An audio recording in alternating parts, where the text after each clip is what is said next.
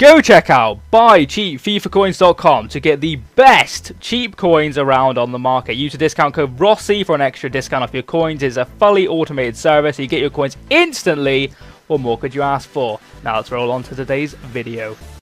Hello guys, Mr. Ross1990 here, and it's going to be episode number 2 of the Diamond Effect. If you want to leave a like on this video, that'd be absolutely amazing. If you're new to my channel, if you could subscribe as well, that would be beautiful. But if you don't know what Diamond Effect is, I'd advise checking out the first episode of this new series on FIFA 15. Basically what we do is chuck 4 players in this kind of like diamond you see at the front of this formation with the centre mids, 2 cams and strikers, all from the same team at the minute, and we just go into a game, or 3 games with them, and see how well they pan out over time. See what the best diamond is at the end of it. We've done Dortmund, that was the first video.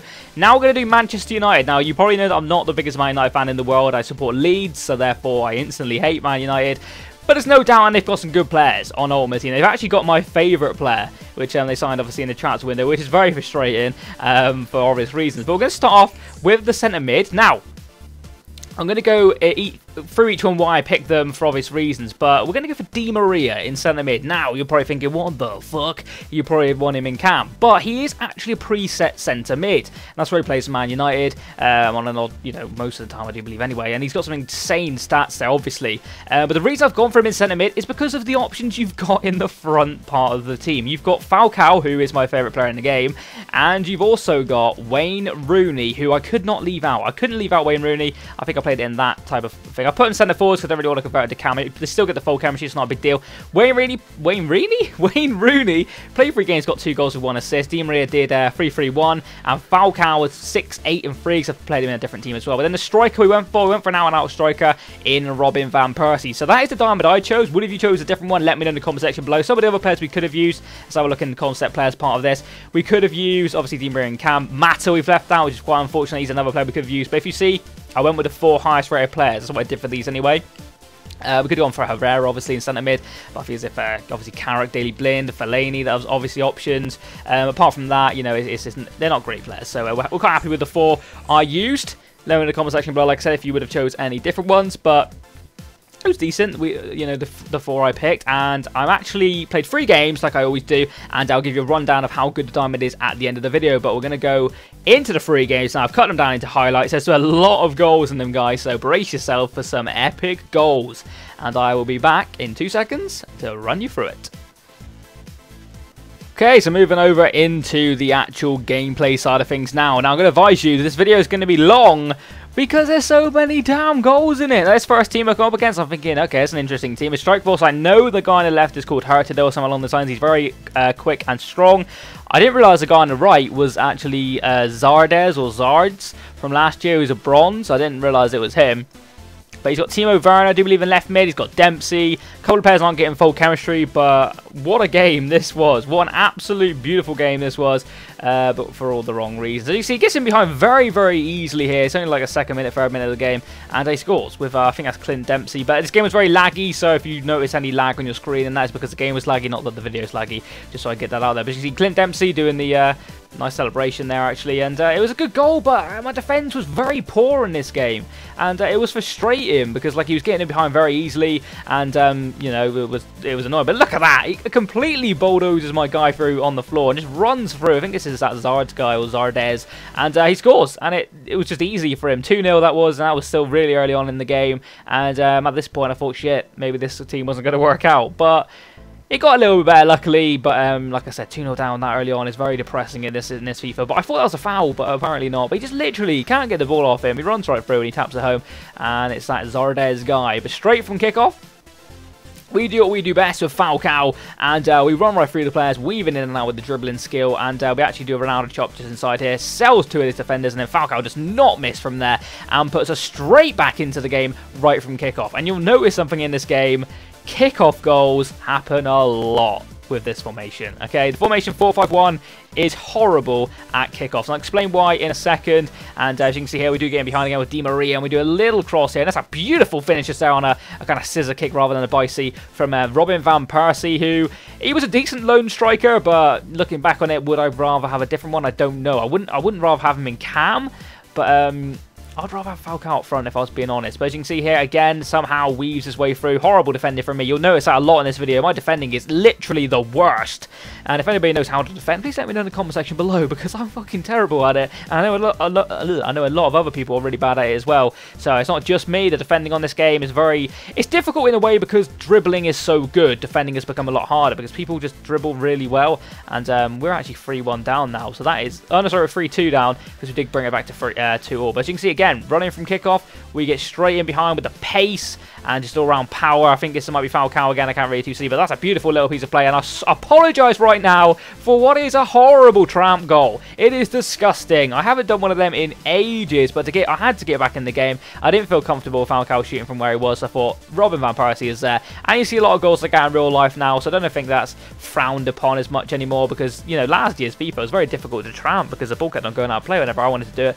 But Falcao was getting closed down. Robin van Persie was in a good position. But look how open I am. He takes on my first lot of defenders. He's in pretty much on my defensive line. And my defending isn't great there at the best of times. But that is very, very annoying. And that happened a lot in this game. And as you can see, he does actually end up getting in behind him. What's just for defending? Yeah, rubbish. And I can believe how bad that was when I did it. And he scored again. But as you can see from kickoff, what you notice, there's a gaping hole in between my strikers and midfielders. I think the Nepenthes did a video on it and called it like the new KSI glitch kind of thing from kickoff. I don't understand how bad the 4-5-1 gets, but as you can see, it's 4-3 at half-time, we're 4-3 down, and it's such a high-scoring game. That's only half-time, so there's more to come, guys, trust me. But as you can see here, we do actually get in behind. Beautiful piece of play. This is Wayne Rooney, I do believe, running down here, and look at this for a play. Beats off his man, and then that sounded gay, didn't it? Beats off his man. Beats his man, and smashes it into the corner with a beautiful finish from Wayne Rooney. It was 4-4 in this game, and bloody hell, it was one of them games where you just knew there was going to be more goals, even though it was 4-4, and it turned out that way. But look, as you can see there, such a big gap. He'll just run right into that, and I can't do nothing. I can't get anywhere near him. He's on my defensive line. He's taking on my defenders, and if he gets in behind my defenders, which he does with a beautiful Berber spin, I'm not going to lie to you, I didn't realise that guy had 4-star skill moves. That's why I didn't expect the Berber spin. It's always annoying when you don't know if they have 4-star skill moves, and they pull out that one, and you think, shit, okay, I've been literally trolled there, and I've been done, basically. So you can pretty much say that's poor defending from me and poor knowledge of the game for not knowing that Zardes has 4-star skill moves. But I didn't even know it was him at the time, so I wasn't too sure. But as you can see again, we've gone behind in this game, and it's just literally like that all games. You can see actually like whole bloody teams over celebrating that goal apart from the goalkeeper. So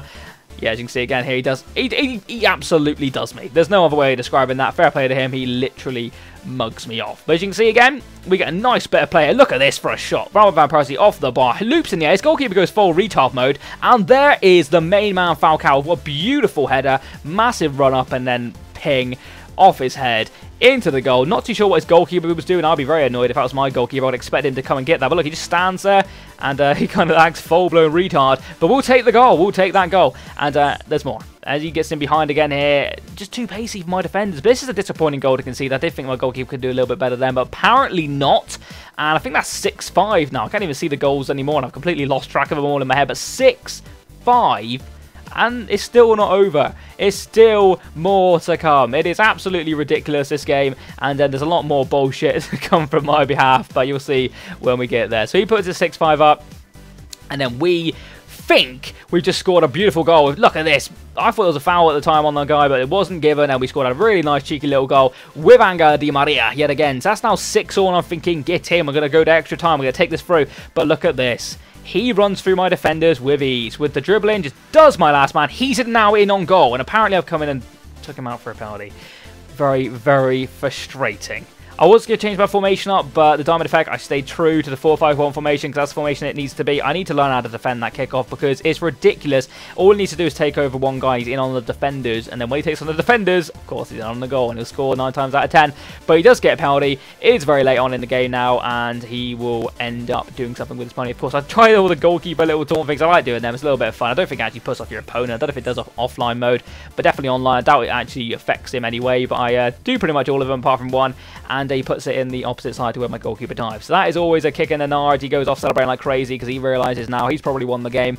I can't imagine I'm going to go score with a couple of minutes left in the game, but what a game. What a game. I mean, 7-6. 7-6. That is crazy amount of goals in the game. But, you know, I've become on the wrong side of it, which makes me feel bad. But if I was on the right side of that, I'd be a very happy person. But unfortunately, we were going to go on and lose our first game with Manchester United Diamond. Now, can you blame the Diamond for that? Because technically, the attacking lot scored 6 goals. The defensive side of things, which is nothing to do with the Diamond, conceded 7. So I'm not too sure I can blame that on the Manchester United part of the team. So I didn't blame it on them. They did well in their part of things. They scored the goals. My defensive on the night was very, very poor. But Robin van Persie got man of the match.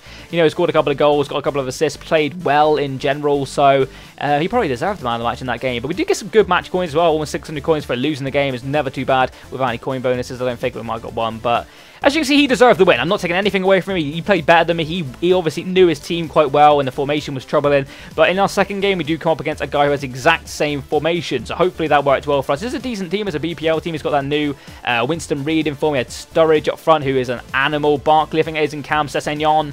What's it called? McGeady. I can't see the screen. Apologies. J. Rodriguez, I think it might have been.